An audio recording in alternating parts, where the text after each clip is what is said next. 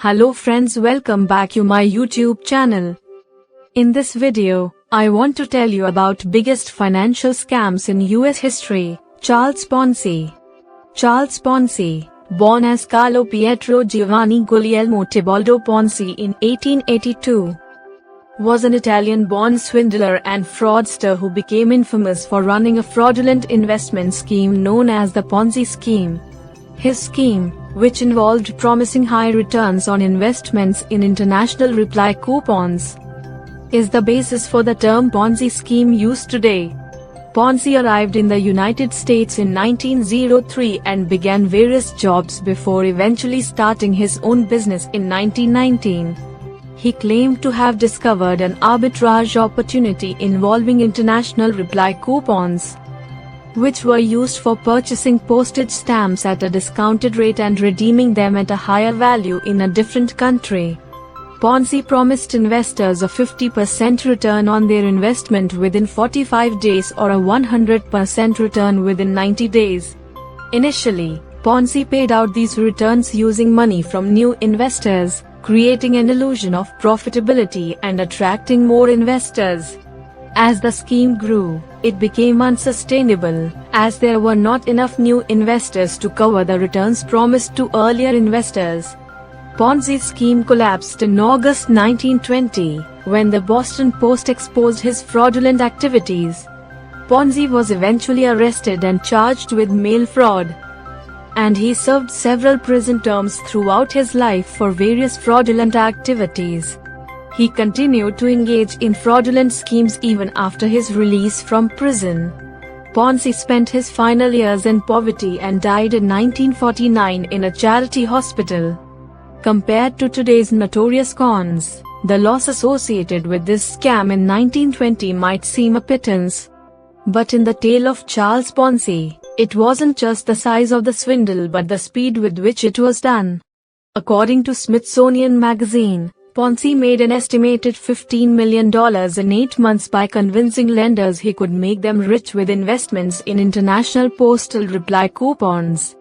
His story was so infamous that the basics of the pyramid scheme, take money from a new investor to pay back an old one, began to carry his name, despite the fact that he wasn't the first to do it. The term Ponzi scheme comes from Italian con artist Charles Ponzi, who invented this particular type of swindle in the 1920s.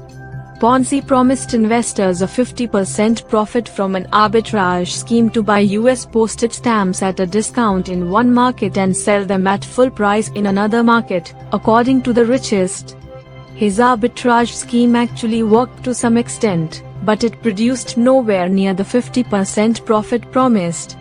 Ponzi covered the difference with money from new investors, paying off early investors until the entire scheme collapsed when too many investors demanded their money all at once. Charles Ponzi is indeed known for one of the biggest financial scams in US history. Ponzi was an Italian-born businessman who operated a fraudulent investment scheme in the early 20th century, which came to be known as a Ponzi scheme due to his notoriety. Here are the details of Charles Ponzi's scam. In the 1920s, Ponzi promised investors high returns on international postal reply coupons. These coupons were used for international postage, and Ponzi claimed that he could exploit differences in their prices in various countries to generate enormous profits for his investors.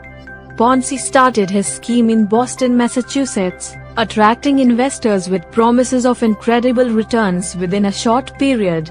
He claimed that investors could double their money within 90 days or receive a 50% return on their investment within 45 days. Many people were enticed by these promises and eagerly handed over their money to Ponzi. To give the illusion of legitimacy, Ponzi used money from new investors to pay off older investors, creating the false impression of high returns. This approach, known as robbing Peter to pay Paul, allowed him to continue the scheme and attract even more investors. The scheme gained significant attention, and the word spread rapidly. More and more people flocked to invest with Ponzi, pouring in their savings. and even mortgaging their homes to get involved in the lucrative opportunity. However, as the scheme grew larger, it became unsustainable. Ponzi was unable to generate enough legitimate profits to fulfill his promises to investors. Eventually, the house of cards collapsed. The collapse of Ponzi's scheme occurred in August 1920 when the Boston Post published an exposé detailing the fraudulent nature of Ponzi's operations. This revelation led to a panic among investors, causing a rush of people trying to withdraw their investments. Ponzi's operation eventually went bankrupt, and he was arrested and charged with numerous counts of mail fraud. Charles Ponzi's scam is estimated to have defrauded investors of around $20 million, which was an enormous sum at that time. The aftermath of the Ponzi scheme not only caused significant financial losses for investors but also highlighted the need for stronger financial regulation and oversight to protect investors from such fraudulent schemes. Since Ponzi's scheme, the term Ponzi scheme has become synonymous with any fraudulent investment scheme that relies on the recruitment of new investors to pay off earlier investors, rather than generating legitimate profits. Charles Ponzi's scheme remains one of the most well-known examples of investment fraud in history, and his name has become synonymous with fraudulent financial schemes. His story serves as a cautionary tale about the dangers of get-rich-quick schemes and the importance of conducting due diligence before investing. I hope you like this video very much. Every day we share a new information for you. Please subscribe the channel for more such interesting and new information. Thank you for watching.